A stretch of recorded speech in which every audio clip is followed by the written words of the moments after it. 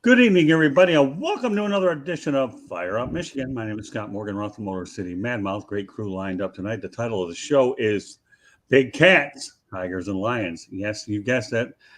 In the city that's known for being in Motown, we do have a couple cats that reside in that territory. Before I get to the cats, okay, so if you didn't figure it out already, we're going to be talking about the Lions and the Tigers. At one point, those two shared a place called Tiger Stadium together. George Eichhorn and I both know about it quite well. But that said, George, welcome back to the show. Good to be here, Scott. Looking forward to it. Yeah, big cat country, the lions and tigers, but no bears. And before I go to the other two guys, why don't you let everybody know about your book briefly while people can get hands Yeah, on it? I wrote a book called Detroit Sports Broadcasters on the Air from Arcadia Press, featuring the likes of Ernie Harwell and Van Patrick and Ray Lane. And Scott, you're in there as well. Scott Morganroth, our host here tonight. And you can get a copy of that book. There's a link on the South Florida Tribune website. So you want to learn about Detroit sports history, there you go. All right, let's turn over to Smoking Jeremy B. Welcome back, big guy. Great to be here. Glad to talk sports with you guys. Well, enjoy reading your articles, and I know you're like the auto industry. You crank them out and send them faster than they produce cars, and they're very easy and easily readable. So I like reading your stuff. Short, right to the point, does a lot of volume, doesn't really overword himself, and they are the most concise type of articles I've ever seen, and they're really, really good. Good work. And last but not least, Detroit Dom. What's up, Big D? How are we doing? All right. Are you in a Canadian frame of mind with that Blue Jays cap? Yes, it's Fire Up Canada tonight. Oh, yeah. Well, you know, the love of my life resides in Canada. Pretty hard for me to argue against that because I like to use the word A, and I used to like to go to Windsor to smuggle in pop rocks and everything else I could get my hands on that goes back over the Ambassador Bridge. Shout out to Windsor for my age 19 and 20 years. By the time I turned 21, I was over the bar scene. So I was doing it in Windsor 3 nights a week for a year and a half. Nice to know, folks. Hey, he admits it. That's good. Dom, I had a good family that said as long as you drink at home and don't drive, you're good. So it started way earlier than 18 for me. Yeah, if you folks knew what us Detroiters could do in Canada, you would probably be laughing at us. But, you know, I think we all have some Canadian stories, Windsor and all. So, yeah, it's pretty good stuff. Well, right now we're going to go across the Ambassador Bridge from Windsor over to Ford Field. We're going to talk about the Detroit Lions first. Yesterday, a 28-24 loss to the Minnesota Vikings. Dan Campbell attempted fourth down 6 times, failed a 54-yard field goal by Austin Siebert. And also in that contest, there were a lot of penalties. So with that said, you know, I'm going to start off with you, Jeremy. Give us an overview of both, not only the penalties, but the amount of fourth downs that they went for and the field goal. And then I'll turn it around for the rest of you guys. Throughout the game, they were actually quite successful. They had a 66% success rate with those fourth down conversions. They were 4 of 6, which means they trusted their offense more times than not to get the fourth down conversion because they couldn't convert on third, whether it was a bad play call, drop pass, whatever. They got it done. And that's why they had a lead of 10 points in the third quarter. But yet they had a 14-point lead going into midway of the second quarter. But then the AO penalty show started. He had 10 penalties, 8 of them extended drive for first downs. 4 of those actually caused a touchdown in the second quarter that allowed them to tie it up. And then the other one to start the fourth quarter for them to get within the 3, which is, that's 14 points you can't get back. Your defense cannot make up for those type of penalties. He's playing like Shapoopoo. Never heard that word before. So that's a Jeremy special. Okay, good. Then I'll take the Jeremy special and defer over to Dom. Continue on, not only with the penalties, but the fourth downs, as well as the field goal. Pick it up from there, Dom. Just really frustrating. Like Jeremy said, I mean, we went 4 of 6, and, you know, the other 5 times we went for it on fourth down, I don't mind going for it on fourth down when it's 4th and short, you're near midfield, it's early in the game. that this is Dan Campbell's MO. What bothers me is, based upon the way the game played out, for one, like Jeremy said, you had a 66% conversion rate, so why don't you go for it? That's reason one, why don't you go for it? For two, your kicker has already missed twice from shorter, but you still don't go for it. Oh, no, you're right. Just once. Missed once from shorter. And the one time you really should have gone for it, you didn't. The penalties, I don't know what's going on with AO. I think him and Hawkinson are having some of the same ideas, kind of feeling like, move down on the chart of importance. I mean, Akuta's been lights out since he stepped onto the field this year, and AO's kind of like, hey, did you guys forget about me? Like, yes, AO, some guys did forget about you, but you don't have to remind us by getting penalties. Like, did you guys see the new color rush jersey? It's a number 24 and it's yellow. Hey, George, I'm not sure how I don't know how to follow. Yeah. I'm not sure how to top these two guys. Yeah. Go ahead and take a crack. Before you do, though, George, Danny Fuller, thank you very much for being part of the chat room. We appreciate all the comments that are out there. So good stuff there. So these two guys are off to a whale of a start. Before you go ahead and comment, George, we're going to do a little bit of station identification. First of all, folks, you can subscribe to the South Florida Tribune on our YouTube channel or visit www.southfloridatribune.com. Good job by Candy Epling, the way she puts it all together.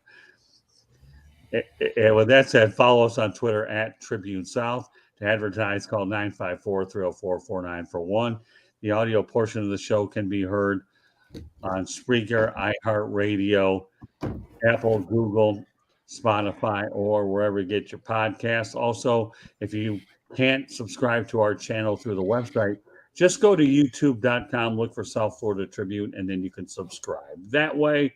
And yes, hello to you, Will Vogel. We're looking forward to having you on tomorrow's edition of 108. Hey, basket bro, Will Vogel. Yeah, Biggie's going to be coming on tomorrow night talking baseball with us. So, Will, glad you can tune in tonight, and we're looking forward to having you on tomorrow. And he's going to appear on a future edition of the Sports Exchange. One thing about those people at Sideline Sports, when you're a part of them, I also just pluck into their talent base, and they have a whole lot of it. So, George Eichhorn, you're going to get a good taste of it Wednesday night. So, we're part of that crew.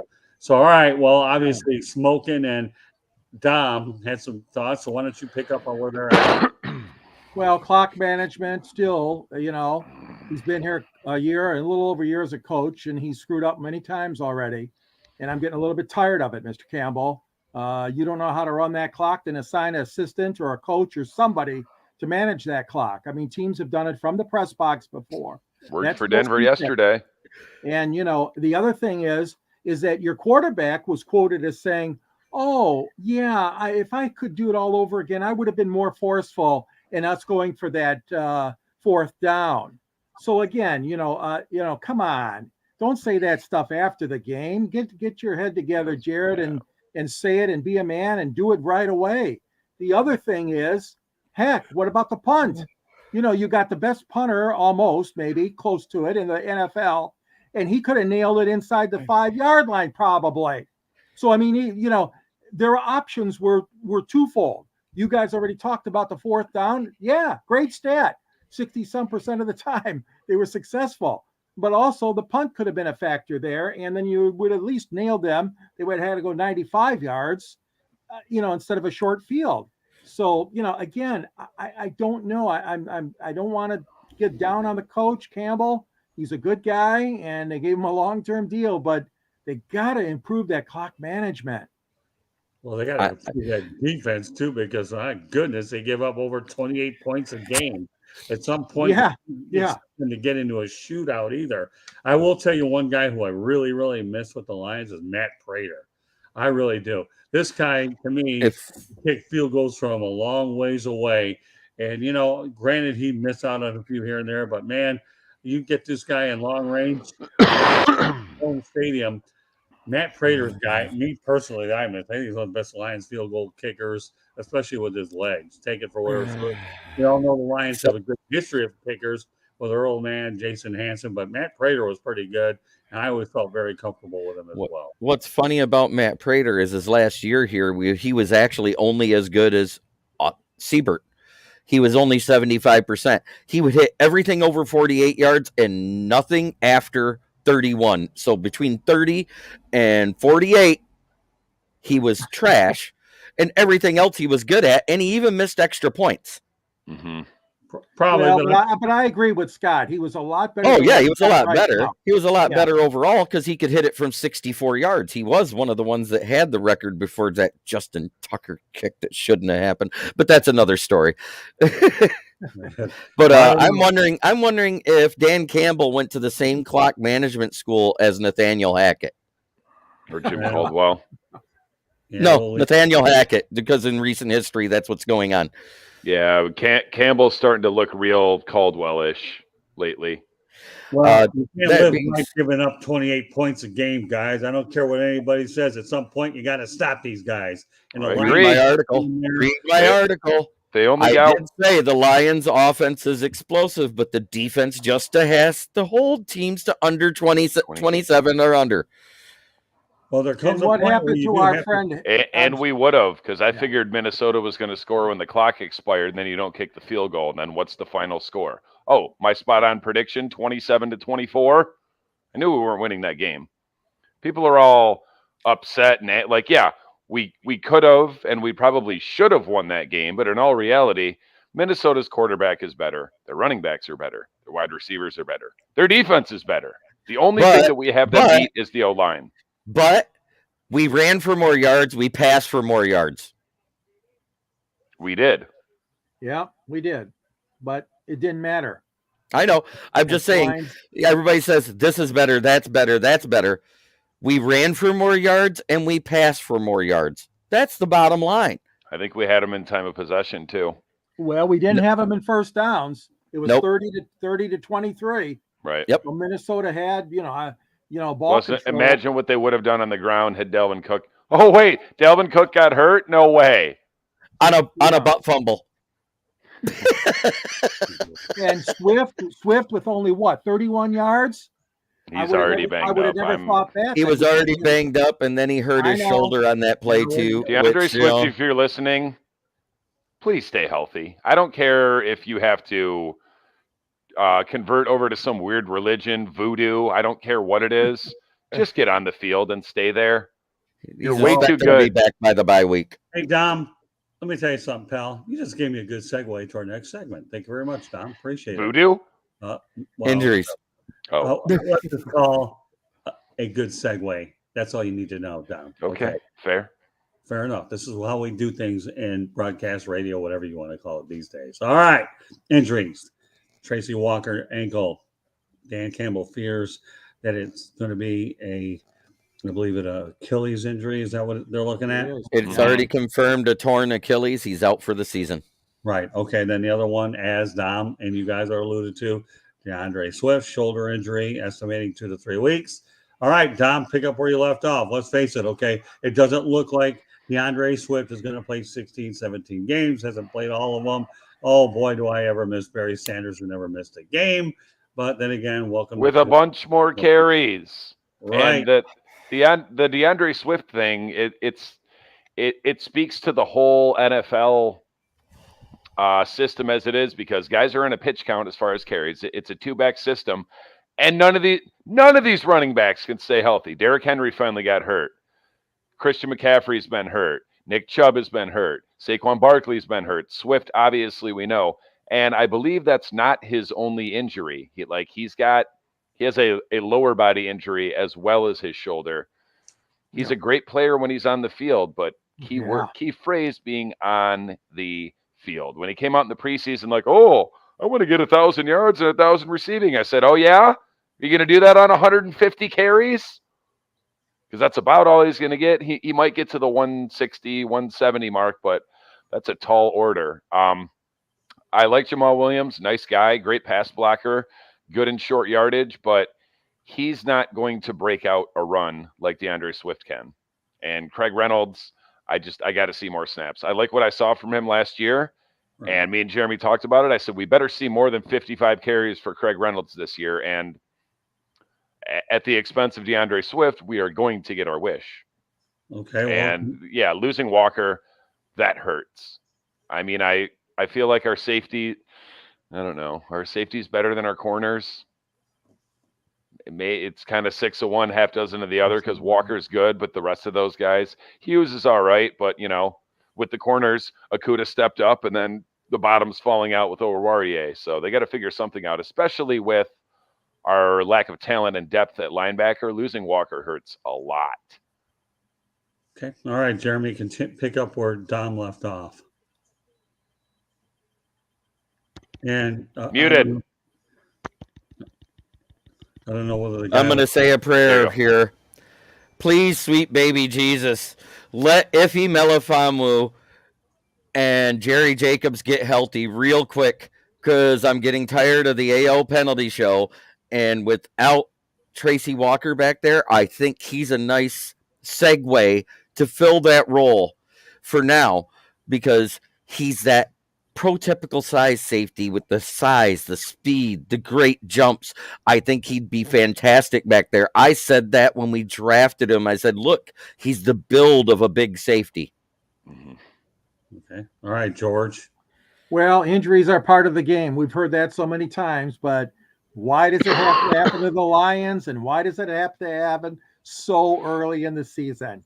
It's a shame. Tracy Walker, one of the great guys on the Lions, the writers and the broadcasters gave him their Good Guy Award for last year.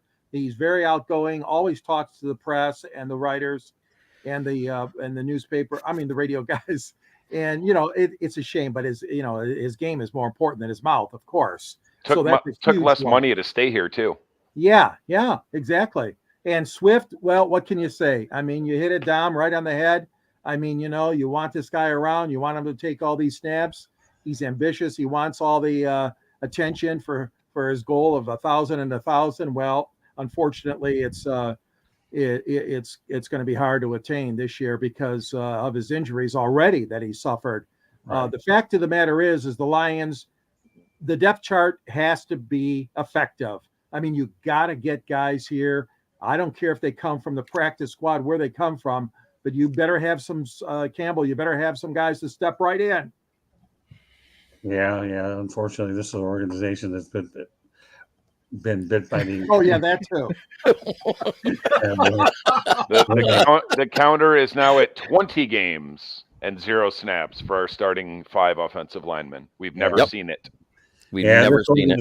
Unfortunately, has been snake bitten too many times with the injury bug, more than all you want to talk about. It is making our backups better, but dang it, can I just see the starters? Just once? Yeah. Just once. Just one game. One series? One game. One game. One game. That's full ambitious. Game. One series. Yeah. No, I need one full game. I need one full game of seeing what it would be like if Big V was healthy, Ragnow, Jonah Jackson, Taylor Decker, and Penei Sewell all at the same time. Because I think that's when you'd hear the line from Unnecessary Roughness. They will not touch you, sir. Yeah. Follow me, Mr. Blake. All right. Well, you know what? I'm leaving that as the last word. We have to talk about the other type of cats called the Tigers. I want to devote a little bit more time on this one since it is the last big topic of the night. I chose to go with 3 because I know the Tigers would require a little bit more attention when I'm going to do. They hired a guy that has my same first name, so it can't be all that bad. Okay, by the name of Scott Harris. Scott Harris was old enough to know that there once upon a time back in Michigan, there was a grocery store called Great Scott. Okay, I don't know if you remember it, Smoking Jay. I do. Oh yeah, I remember. I remember Great Scott. All right, so with that said, there we go. So Scott is the name of the night. Okay, mine, Harris, or whatever. Okay, so all right, George Eichhorn, we're gonna lead off with you this time. Tigers. Well, surprising a little bit. I mean, he was on. Well, hold on, George. I want to go over a couple little particulars. Oh, I'm sorry. Yeah, it's okay. So obviously the guy's 35 years of age, was with San Francisco for 3 years. The Giants had 107 wins in 2021, spent 7 years at Chicago Cubs under Theo Epstein and Jed Hoyer, got a World Series ring in 2016, turned down the New York Mets GM offer last year. Smart move, actually, by the way. I don't care how well the Mets are doing.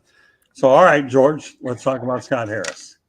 Well, he comes in as president of baseball operations, and you recall the Tigers haven't had that title since Dave Dombrowski. Dombrowski wore both hats, of course, GM and president, and worked out pretty good. Avila was his top lieutenant. That didn't work out good when Avila was promoted. Right. All that being said, I mean, I got to give Chris Ilitch credit. I mean, he went out there and he got one of the top young executives sitting out there. As you said, Scott, he had success at the Cubs, with the Cubs and under Epstein, and then with the Giants, the last 2 or 3 years with the Giants. And the fact of the matter is that's where he lives in San Francisco, and they were still able to pry him away. I'm sure it took a bundle of money, but the fact of the matter is he has a good track record. He is good with developing talent from what I've seen, and the Tigers certainly need to do that fast. They have some pieces, but not nearly enough, obviously, to make it a winning season. Even next year could be a stretch. But all that being said, is I like the pedigree. I like Harris, what he brings to the ball club. He has a good reputation around Major League Baseball. He knows his stuff, apparently. Obviously, he's been in 2 key positions with 2 good organizations. And let's give credit where credit is due. They went ahead and they got him. Oh, yeah, and don't forget he has experience with Major League Baseball as well. Mm-hmm. So I'm all for it. I think the Tigers get an A on that one.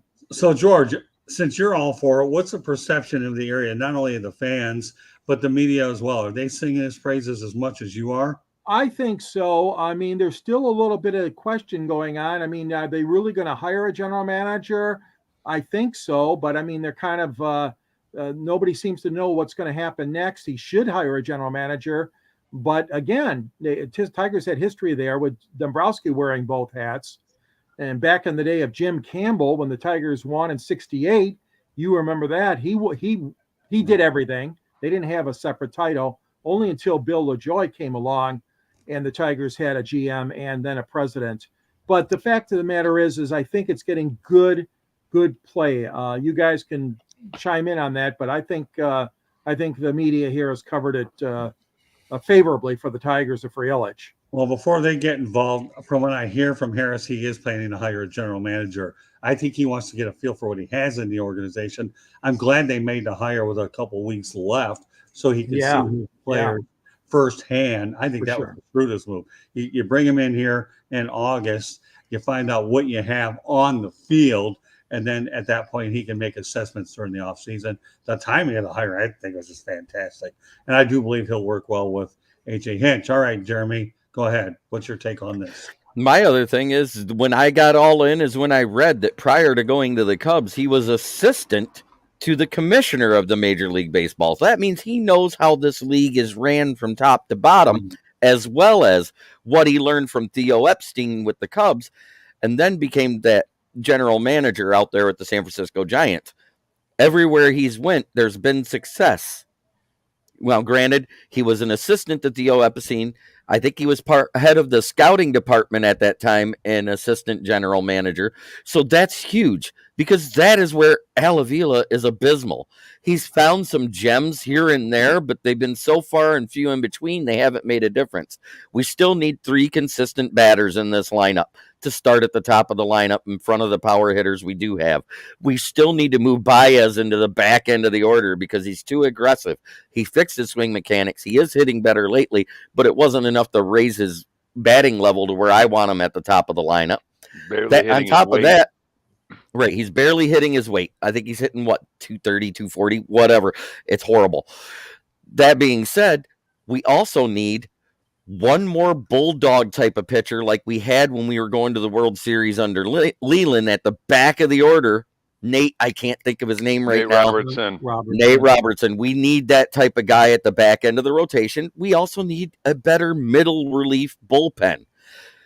And we need a closer that doesn't like to have friends on the base pass. I'm tired of pitchers that are lonely. That's funny. I like that line. I can't top Gregory Soto. It's good. That was a great line. I'll tell you, Jeremy, you spit out a lot of them with that one. How you like that, George? Remember, you better write this one down. Doesn't want company on the base pass. I would encourage on you to the write base this one pass. down. Lonely pitchers. All right, Dom, you know who your teammate is with Jeremy. Mr. Harris. He kind of What said. is it? almost everything I wanted to say. I'm kind of looking at Scott Harris as a Brad Holmes type guy. When I heard about the hire, I was not really familiar with him, but as soon as I started reading up, everything that I read and everything that I heard from people in the know say that he's a good, young, smart guy that's had success everywhere he's went. So I'm all for it. And I believe when they originally hired him, they tried to say at first that he was going to wear both hats, but now they've backed off of that and they're just calling him the president. Do we need to hire a GM? Probably, but who's it going to be? Like, I'd be willing to give this guy a crack to do both, although that's a lot harder to do in professional sports nowadays. Looking at you, Stan Van Gundy. Oh, yeah. You threw that one with you. You can throw him under the bus as much as you want. He's the worst example of wearing two hats I've ever seen. Yeah. Good riddance to Stan Van Gundy, but I think I'll take Stan Van Gundy in a pie eating contest, but not as my head coach and general manager.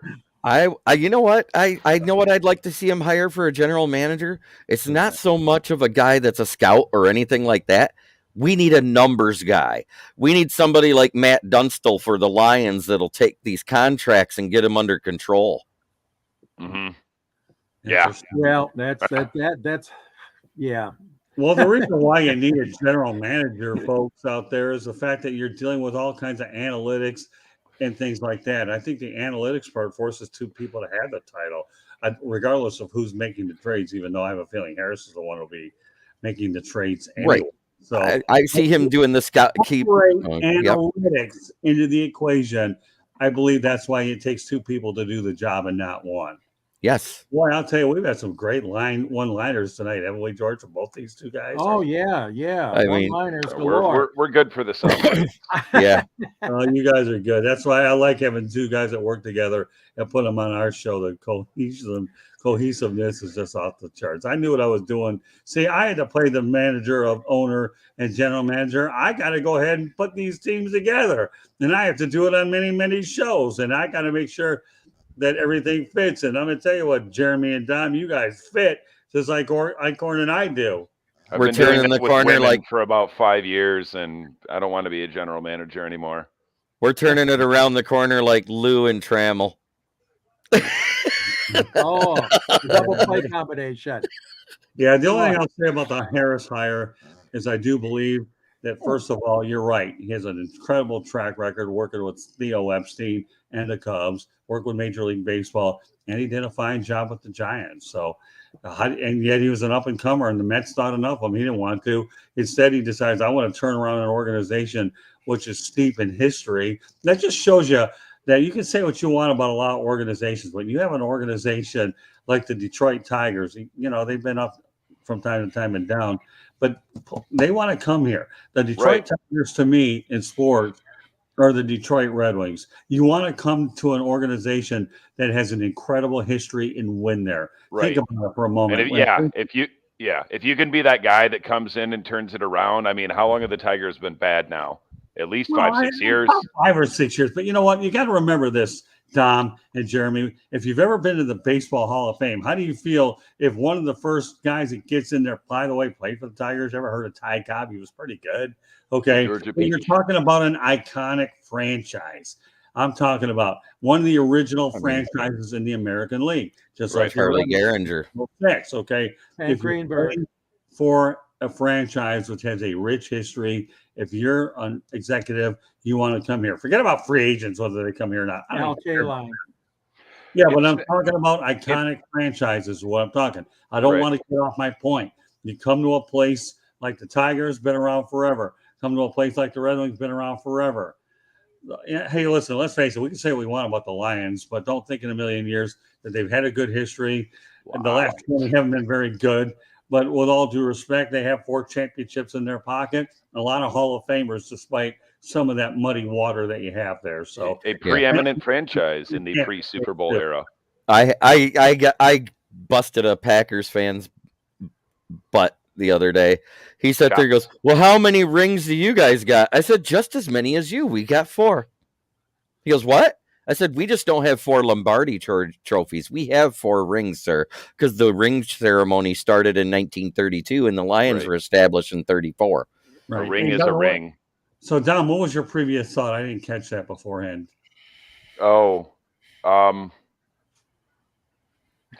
Just a guy like Harris wanting to come to Detroit going off your point, trying to reestablish a proud franchise, kind of like what Kevin Durant should have done, but he went to the wrong New York team. He should have gone to the Knicks and said, "Hey, I want to make the Knicks relevant again." Instead, he went to Brooklyn, and then he went and got Kyrie Irving, and we see how that's working. Yeah, no, that's a good point. Thanks for bringing that up. Again, like I say, there are so many franchises in sports that have been around for 75 to 100 years or so. And if you can turn those franchises around with their incredible history, to me, that's remarkable. And that's the intrigue what Harris is doing. And of course, we all knew Steve Yzerman wanted to come back home to get the Wings turned around. And I know the Red Wings are going to do a great job. And we'll bring them up later on. And we might even incorporate another guy. Actually, what we'll do is, George, we'll bring on Bill Roos and let him work with these two guys. Oh, yeah. We'll go to a 5-man crew with these guys. Yeah, I love the fact that Yzerman finally had my prayer reach his ears and he said bye to Jeff Blashill because he has the X's and O's worse than Stan Van Gundy in basketball. Interesting point. Blashill stole All right, so paychecks all in for all- far too long. So Yeah, all in agree. all, one brief summary, okay? And I know we've talked about it, but I just want to reinforce, and then we're going to go into a prediction, and then we have Fire Up Florida following afterwards, all right? George Eichhorn, give the grade of the Scott Harris. I want grades only of the Scott Harris hiring. Well, I'm going to give him a B+ right now, okay? Because not knowing, in all honesty, all of his analytics and his background, other than what I read. So, but I'm saying it's a B+ for my grade for the hiring. Jeremy? I say A-. It's a definite upgrade from Al Avila. That's all I got to say. All right, Don, that leaves you. I go B+ as well. I'd also like to say that a cardboard cutout of Dave Dombrowski is an upgrade from Al Avila. Oh, that's pretty good. Well, you're on a roll, Don. You really are. Missed you last night on Basket Bros, by the way, but I love that show. Let me tell you, we had a lot of fun. I'll tell you, when I come on those shows with you guys, boy, we light it up. You guys lit it up before I got there. I'm just glad to be part of it now. But It's fun. We're glad to have you. Well, it's a blast between that, pundits, you guys over at Sideline Sports are A1 in my book. As far as this hire, I'll give it an A-.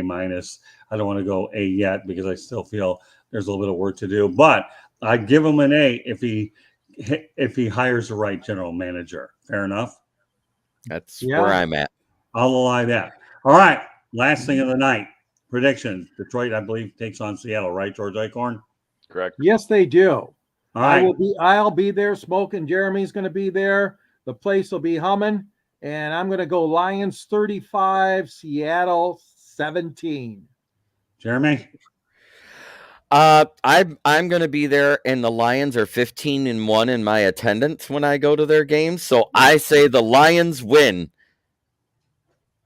And the score prediction, I'm going to be a little bit more 31-17. Can I'll buy you season tickets for next year if your win percentage is that high. It is. That was good. Nice offer, Dom. That is pretty good. I'm serious. I've been trying to get, a few guys, like 4 guys to go in on season tickets, 2 seats, 2 games apiece, throw a name in the hat. You draw out Thanksgiving, you sell it, you see the other game for free. We got to win this game. All right, I predict we do win this game. Final score, Lions 30, Seattle 24. Well, I'm right there with you, but I'm going to go 33-24. Fair enough? Fair enough. Sure. All right. Great job tonight. So with that said, I'm going to go over our station ID. You guys are going to get to do it afterwards. So we'll go ahead and do that. And by the way, you guys are an incredible team. George will work on getting Bill Roos on when we come on. and we're going to have a 5-man crew that night with these guys. He'll like them. But with that said, subscribe to the South Florida Tribune on our YouTube channel or visit www.southfloridatribune.com and follow us on Twitter at Tribune South. To advertise, call 954-304-4941. The audio portion of the show can be heard on Spreaker, iHeartRadio, Apple, Google, Spotify, wherever you get your podcasts. If you struggle through the website to subscribe to the South Florida Tribune YouTube channel, no problem. Just go to youtube.com, look for South Florida Tribune, hit the subscribe button. That's all she wrote. And then you can see all of our shows. And we have a lot of them. Some of the big shows that we have on: Sports Exchange, Inside the Pigskin, 108 Stitches, Baseball Talk, obviously the Fire Up series, Fire Up Michigan, Florida, just to name a few. And there's a lot more. Just check them out. Just wanted to mention a few that stood out. Proud to have you guys, Jeremy and Dom, two of my biggest pickups here on our platform, to be a part of Fire Up Michigan. You guys to me are unbelievable. And it's always nice to have a Detroit show, knowing that my heart's in Detroit, even if my body's in South Florida. Of course, I don't need to shovel snow and ice. It's okay. I kind of like not having to wear a jacket. But with that said, Jeremy, why don't you let everybody know how they can get a hold of you, Jeremy? Well, you can find me on YouTube at Kneecap Biting with Smoking Jeremy B. I do 4 podcasts a week, except on the games I'm in attendance with. Other than that, you can also find me on the SouthFloridaTribune.com. Hit the little 3 dash marks, get to the header where it says Motor City Tribune. You will see my name listed there. That's where you can find my editorials about the Lions. Thank you, Scott Morgan-Roth, for the opportunity, and I'm glad you enjoy them. Oh, I do. Again, folks, if you haven't read Jeremy's stuff, this guy can write a detailed story if he wants, but a lot of them are really brief, but they're right to the point. And that's what I always say. And then how many words you have, it's how good they are. And Jeremy certainly exemplifies that. All right, Dom, I'll tell you what, I love this kid, man. He really is. I love his energy and everything about him. 42 years old, sir. Huh? Hey, he's allowed to call us kids. But I still feel like a kid most days. Well, you know what? Your energy and tenacity and the ability to work with you multiple times, Dom, you're just A1 in my book. Glad to be here. Glad to be a part of it. So you can find me on Twitter occasionally, right there at Detroit Dom 1, trolling celebrities and professional athletes. You can also find me on Facebook, Dom DeRubis. You can find me here on Monday nights during the basketball season. You can find me on Sideline Sports, NBA Carousel. Wednesdays, I do the NFL Roundtable with Jeremy. Thursdays, during football season, Alex Fleming's NFL Carousel. During basketball season, Megan Price's NBA Carousel. Friday nights is the Lions Man Cave, also with Jeremy. Saturday nights at 8 p.m. on YouTube is my show, 1/4 my show, The Gauntlet, also on Sideline. Sundays at 8 p.m., Basket Bros with myself and Scott and Will and Jacob and Jay. I'm a busy man, so if you don't see me, you must not want to see me. But if you do, you know where to find me. Tell you, folks, you haven't know anything about basketball. It's unbelievable how we talk about basketball when the NBA was relevant. Okay, and that's what I loved about it. And we can all appreciate the bad boys there. George and I worked at. All right, George. Last but not least, we'll leave it with you, and I'll give you yet another opportunity to promote your book one more time, as well as the other stuff as well. Go ahead. All right, you can get a hold of me at SNG Sports 99, right there on your screen. You can get a hold of me on Facebook. And also G. Eichhorn at yahoo.com.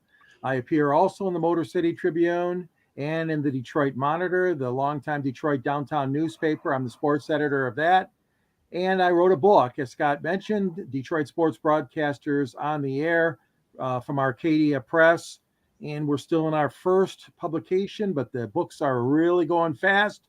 So you'll want to order your copy. You can find the link on southfloridatribune.com. And there you have it. Great to be part of the show again. Well, we enjoy having you, George. You and I have worked together forever. I will point out to you, folks, I don't know what kind of condition I'm going to be in Monday night. And you want to know why? I'm going to Talladega to cover the race out in Talladega. I'm leaving on.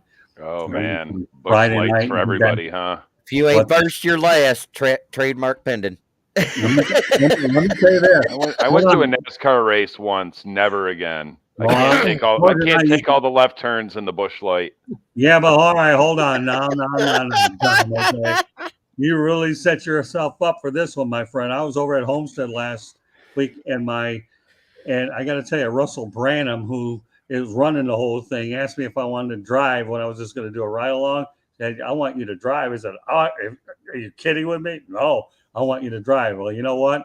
I drove 147.54 miles around Homestead. What a thrill it was. That's why you were in the racing suit. I thought it was just Yeah. That's why I was in the racing suit. Come on, man. You may not you were just getting ready for Halloween. If you looked right next to that picture when he posted it, it showed the certificate saying how fast he went. I quoted it right off the bat in here. Did. Hey, I drove, but now I have a 12-hour marathon on Friday night to get to Alabama. I don't even know where I'm going to stand. And I said if he'd have drove 2 miles faster, he'd have been faster than me and my Cutlass. Yeah, well, I had to be careful. I remember one thing. How about me and my Ford Focus? I had to listen to my spotter, and I'll tell you one thing. I enjoyed that experience. You know, when you're there, you have to play by the track rules. So you go. I think I was stretching it a little. They only encourage 145, but when I took it that extra 2.5 miles, I said, you know what? What are they going to do? I told Russell when I got done, I'm going to be writing on this. And boy, he was ecstatic when I was going to be doing that. So I'll be in good enough shape to keep up with you guys a little bit. Might be a little soft on my social media that way, but I'll be fired up for Fire Up Michigan and Florida next week after I give you guys a little bit of how much fun I had going back to the days George and I did MIS. Yeah, come on, Tom. Really? You thought that fire suit was just a Halloween? Hello? No, not quite. I don't know. Now you know. That's okay. No big deal. I'm impressed. I thought it was pretty cool. Super cool. Now that I know the backstory.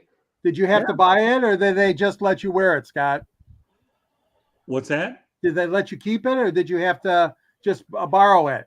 The suit. I see. I wasn't going to buy it. I don't need to buy it. Okay. No, but I got news for you. I can tell you what they charge a lot of people to go out there and do those packages. I didn't pay for it. All I did was just say, hey, you know what? I covered the event. I'm going to promote your event anyways out for Homestead. And then, of course, I'm headed to Talladega. My goal here is we're going to have a good time. My top priority, and this is just a goal, fellas, before we call it a night, is to do Talladega, which I'm going to do, Homestead, which I've done before, and then ultimately get to the Daytona 500. And I'm going to tell you something. That's my target. It's my goal. And I'm not letting off the gas. Yes, pun intended this time until I get it all done. That's a good triple crown. Yeah, that's a great triple crown. I unfortunately stopped being a NASCAR fan the day Dale Sr. died. I haven't had the heart in me to watch it. I've never been a NASCAR fan, but I just so happened to be watching that race that he died in. Isn't that weird? Yeah, I was actually living in Phoenix, Arizona with my ex-wife who was a big NASCAR person. But you know what? She liked the left turns? What's that? She liked the left turns? I'm not going to touch that one. All I can tell you, I will actually do something and take the fifth on that. But I'll tell you one thing. Candy Ebling's definitely looking forward to going out there and taking pictures at Talladega. And we're going to have a good time with that. And if you've ever covered auto racing and you go to Sebring, the 12 hours of Sebring, that's a tough race to cover as well. So, and I've done that a lot. Yeah, you've done that, I know. Yeah, but auto racing, whether people realize it or not, is a passion of mine. And I'm already working on getting Al Garcia as a guest for one of our shows. I don't exactly know. I'm working on the details, so I won't divulge them yet. I don't know if you'll be on it or not, any of you guys, because it's really a Florida kind of thing. But we'll see. I'm not sure. There's a lot of things I'm still working on, so I'll release them as I get more details. But nevertheless, you know, my time at Homestead Speedway and the cooperation I'm getting from Russell Branham. They had the first F1 race down there in Miami this year. First time it's been in the States. No, not true.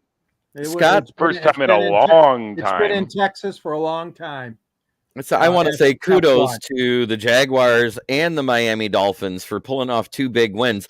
The Jaguars had their first convincing win of the season and against a great team. I mean, 38-10, I think it was. Yeah. Well, that's you know huge. What, Jeremy? You're doing a really good job segueing for what will be Fire Up Florida. So I'm going to leave it on that note. Save that thought for Fire Up Florida. Yeah. Have a great day. Jeremy and Dom and George, you guys get an A+ for your effort tonight. That's all that matters to me. So we're giving out grades. You guys get an A+ for that. So meanwhile, on behalf of George Eichhorn, Smoking Jeremy B, and Detroit Dom. This is a Motor City Madmouth, appropriately named, especially for this show. Hoping you enjoyed this edition of Fire Up Michigan, and we will catch you next Monday night. Meanwhile, have yourself a great week, and we will catch you the next time. Hope you enjoyed it as much as we enjoyed having all of you guys. Good night, everybody. Good night. Good night, Canada. Good night, Windsor and Detroit.